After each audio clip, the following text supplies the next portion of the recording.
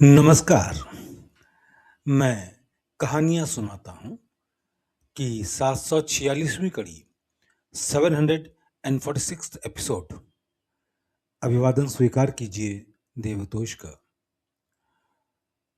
दोस्तों, आज का खत तारीख 29 जुलाई 1956, जुलाई 29, 1956। प्रिय भाई, तूला उम्रहू, आपके खत दोनों मिल गए।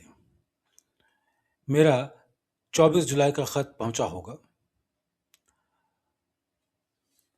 मैंने भाई जीएस को एक खत लिखा था।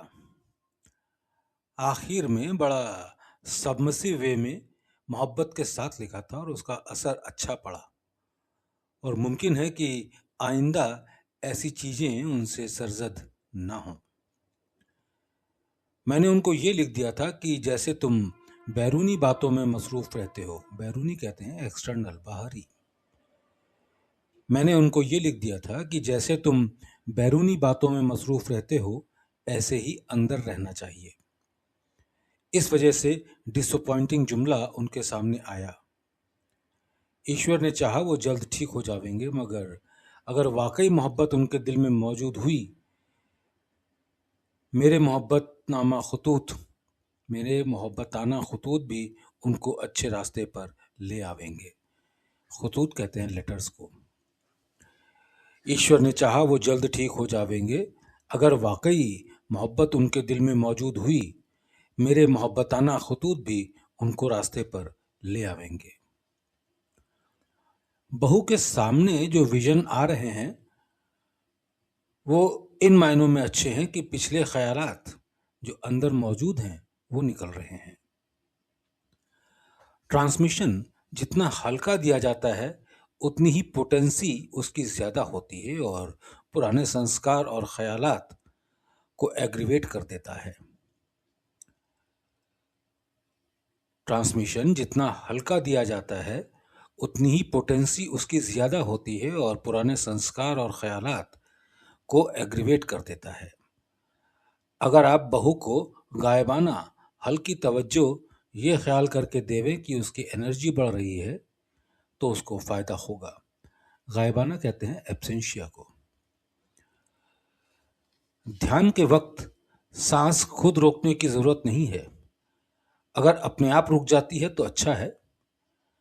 जब परवाज़गी बहुत ऊंची हो जाती है तो अक्सर घंटों सांस नहीं आती, और जब थॉटलेसनेस पैदा होगी तो सांस धीमी पड़ने लगेगी।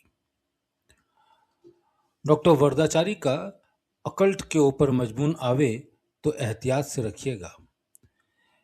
मैंने जो हिंदी किताब लिखी है उसके बचते हुए हालत में इस पर काफी रोशनी डाली है। वक्त आएगा तो छप जाएगी। भुवनेश के लिए आपने क्या लिखा है कि प्रेमचंद के बारे में कुछ लिखें? उसको आइंदा खत में लिख दीजिएगा ताकि मतलब समझ में आ जावे। प्रेमचंद के किस्से मशहूर हैं। मुझे लक्ष्मी नरसिम्हन की याद पहले से बहुत ज्यादा आती है, और अब तो सरनाट की भी याद आने लगी है।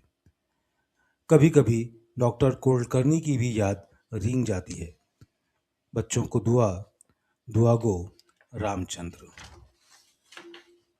पीएस, आप इस खत के पहुंचने के बाद ये तहरीर जरूर करें कि आपका दिमाग कुछ खुला हुआ है। मुकर्रर अर्ज ये है कि मैंने एक मुराकबा हाल ही में सत्संग में लागू किया है। मैंने एक मुराकबा मेडिटेशन को कहते हैं, ध्यान। मैंने एक मुराकबा हाल ही में सत्संग में राइज किया है जो सफाई के लिए बहुत मुफीद साबित हुआ। इसको आप भी करें और जुमला सत्संगियों को बता दें। ये 10 से 15 मिनट तक सुबह दिल पर ध्यान करने के पहले किया जाना चाहिए। इस मुराकबे के बाद हस्ब मामूल दिल पर ध्यान करना शुरू कर देवे। मुराकबा, ये ख्याल कीजिए कि आप आनंद के समुद्र में बैठे हुए हैं। समंदर की लहरें सामने से आती हैं और पीठ से निकल रही हैं और अपने साथ जिस्म की डार्कनेस, ग्रॉसनेस, भारीपन वगैरह सब अपने साथ लेते हुए पीठ की तरफ से निकल रही हैं। उस वक्त ये ख्याल रखना चाहिए कि जिस्म ट्रांसपेरेंट है, इसलिए धार नफूस करते हुए आर पार जा रही है। अगर जिस्म की बीमारियों के लिए यह तसव्वुर बांध कर किया जावे कि इन लहरों के साथ जुमला बीमारियां या फलां बीमारी निकलती जा रही है, तो बीमारी कैसी भी हो दूर हो सकती है। मगर यह चीज आपके इल्म के लिए बता दी। अगर बहू को इस अमल को कुछ देर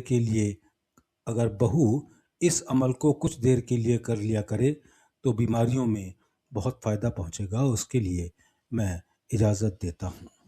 दुआ गो रामचंद्र।